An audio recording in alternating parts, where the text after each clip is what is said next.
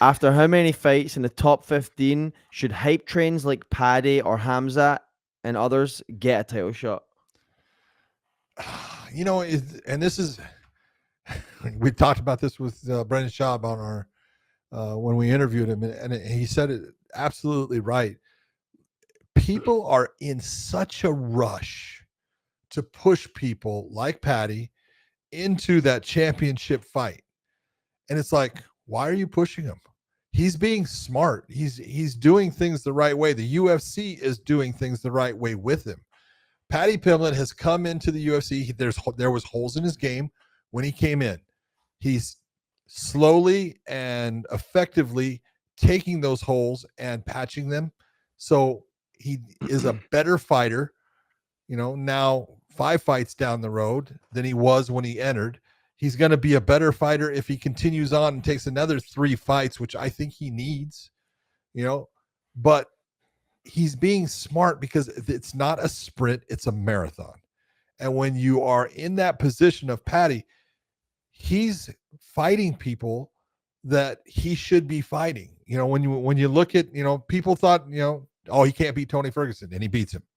But Tony is an older fighter who is on the downside of his career, like, Josh was talking when he fought Tony. So it was understandable why Paddy beats him. Then he goes against Bobby King, right?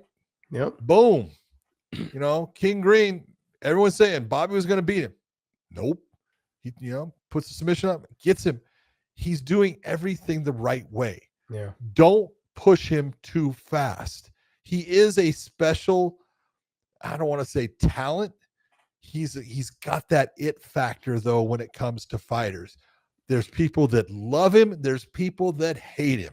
And that's the guy that puts butts in the seats because people want to see him. They either want to see him win or they want to see him lose. And there's no reason to rush him. I don't think the UFC has rushed him. I think they've done a great job of matching him up correctly.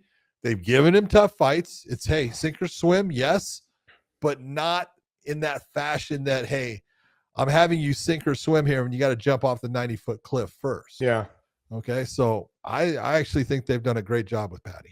I also think there's levels to his contract right now. I'm sure he's making good money, but I think there's levels to his contract. Why would I want to make the jump all the way up to these guys that are in the top rankings, knowing that I can't go anywhere but back?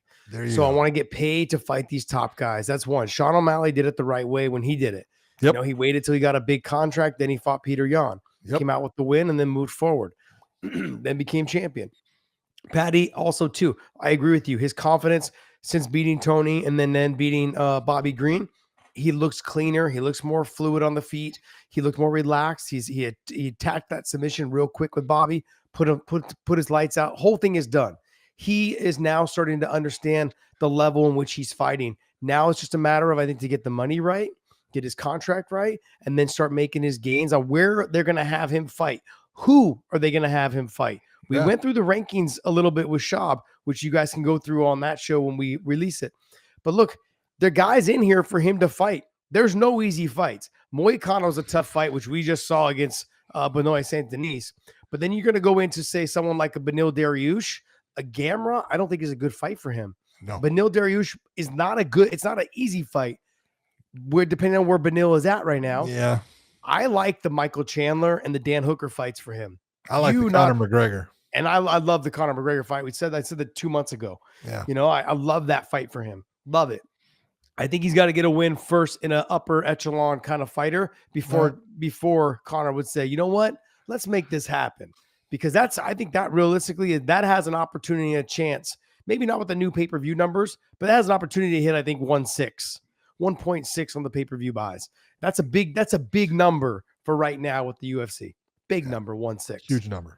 So if you match him up properly, if he gets a win against someone like a top 5 fighter, a Dan Hooker or a Michael Chandler or Beneil Dariush, that's 5, 6, and 7, then you say, hey, Conor, I really want this fight. UFC says we're going to throw some money at you. Let's make this fight happen. That's probably one of the biggest fights in recent history since the Khabib fight with Conor. That's my 2 cents on that. Yeah, I agree.